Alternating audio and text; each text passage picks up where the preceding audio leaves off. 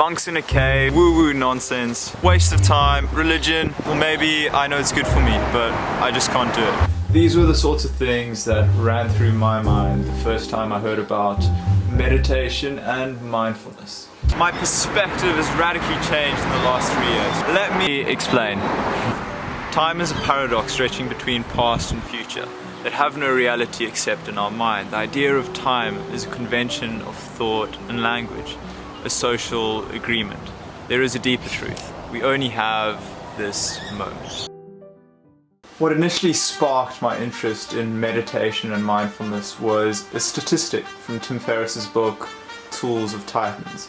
In this book, Tim highlights that 80% of the world's most successful people from all walks of life, including scientists, athletes, entrepreneurs, had some form of meditation and mindfulness practice. Why were people of action sitting with their eyes closed, doing nothing? I wasn't scared of spiders, snakes, or heights. However, the thought of sitting in a room by myself with my eyes closed and doing nothing made me feel anxious and uncomfortable. Because all these successful people were doing it, I thought the first time I tried it, I was going to have breakthroughs, revelations, and insights. That was not the case. I felt anxious and bored and my mind flew absolutely everywhere with the constant thought, am I doing this right? This is weird. Is this nearly over? However, there had to be something to this. And there is. I've currently been practicing meditation for 3 years now, and it's one of the most worthwhile things I've ever done. During this video, I'm going to share with you my study notes on being present, and these study notes have also been intertwined with my own experience and research from various people much wiser than me in this topic. These include Dan Millman, Sam Harris, my tennis coach Luke Smith, Mark Manson, and Eckhart Tolle, just to name a few. Why would I want to be more present, you might ask? Well, Lao Tzu can answer that for you. If you're depressed, you're living in the past. If you're anxious, you're living in the future. If you're at peace, you're living in the present. Maybe you've heard a quote like this before, but feeling or being present is completely different to thinking you're present. And my intention throughout this video is to show you how to feel and be more present. What you resist persists. Often, I think in mainstream society, we've got this idea that you shouldn't feel any bad emotions, and then you can feel bad about feeling bad, and then this results in you feeling even worse. As Mark Manson describes this in his book, The Subtle Art of Not Giving an F. Mom, I'm gonna keep it PG just for you. As the hell cycle, when you feel bad about feeling bad.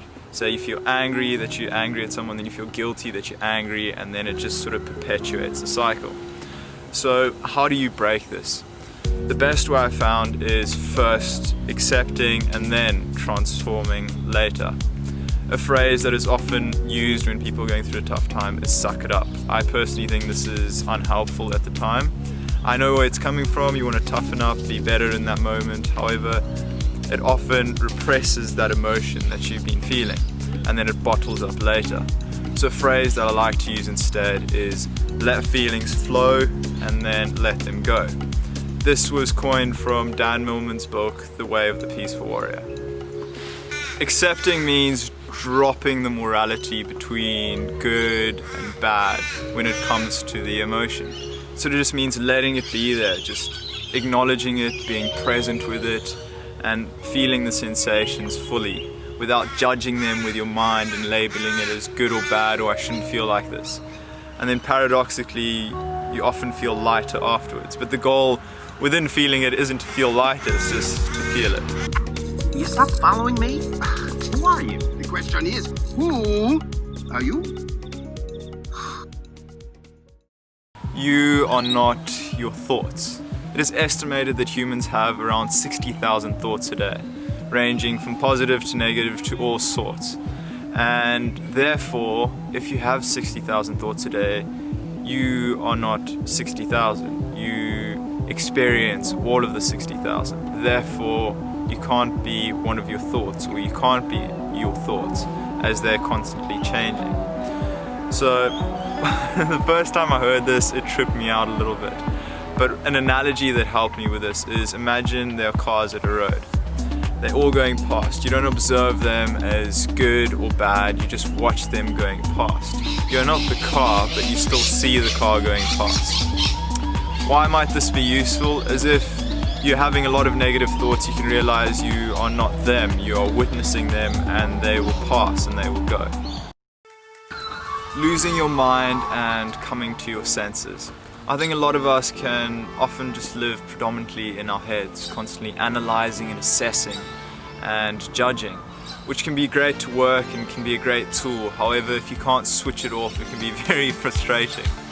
So one of the things that I found most useful is to pay attention to the different sensations around you and to your senses. Meaning, when you're listening to this, you're just fully listening to my voice, or can you notice the background noise right now, or just the small things, and not labeling it as good or bad, just fully listening to the sound.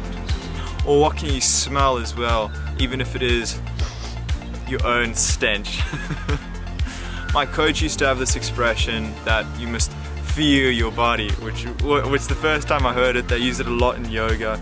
I was like, that sounds silly, don't I always feel my body? However, I realized that I don't, and I sort of surprised myself with hearing different things and noticing little subtleties that I never used to.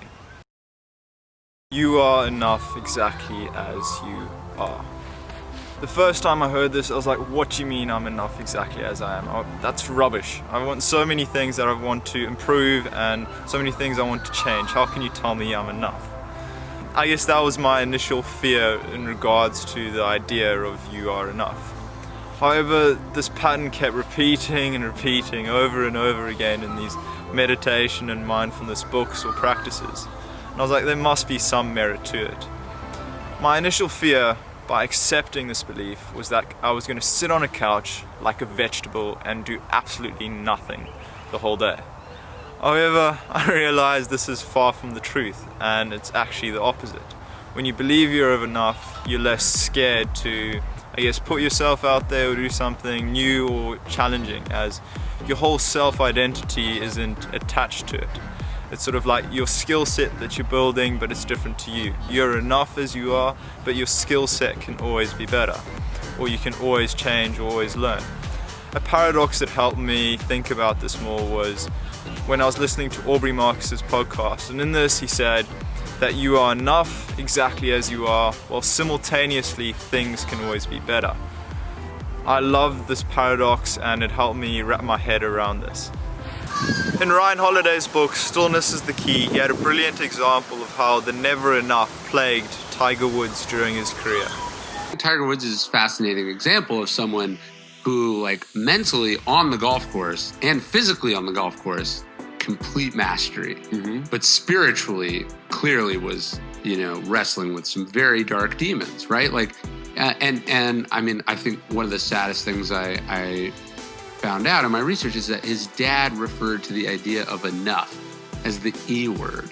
Like, there was never enough. And that's such a horrible lesson to teach a kid. It's not that winning isn't great and that you shouldn't strive to be the best that you can be, but the idea that you can never be satisfied, that you'll never feel good, that only weaklings ever feel content is a horrible thing, right? That's horrible. That's like if you were trying to create a formula for misery, that's literally what you would come up with. Intense exercise and extreme activities. These personally were my favorite, as I love the rush or the thrill of it. However, a large part of it is just that you're fully there and fully in the present, as your brain has no choice when you're cliff jumping, bungee jumping, or on a zip line to focus on what's at hand, because it feels like if it doesn't, then you're gonna die. All your resources go into that moment. However, sadly, these things are not always sustainable, and when you push past what your body is capable of, that's when tragedies happen. Yeah, there's applause by the birds over there. Thank you so much for watching, and if you enjoyed this or inspired to start a meditation practice, I've got 2 recommendations. The first is Waking Up by Sam Harris and the second is Headspace. These both help me at the start, as it can be a bit overwhelming as there's so many different types of meditation to explore and to start with. However, this basic sense of just mindfulness at the start with Headspace and Waking Up I found really useful.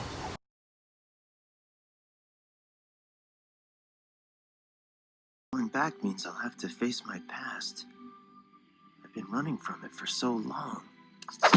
Ow! Jeez, what was that for? It doesn't matter. It's in the past. Yeah, but it still hurts. Oh, yes, the past can hurt. But the way I see it, you can either run from it or learn from it. Ah! You see? So what are you going to do? First, I'm gonna take your stick. No, not a stick. Hey! Where are you going? I'm going back!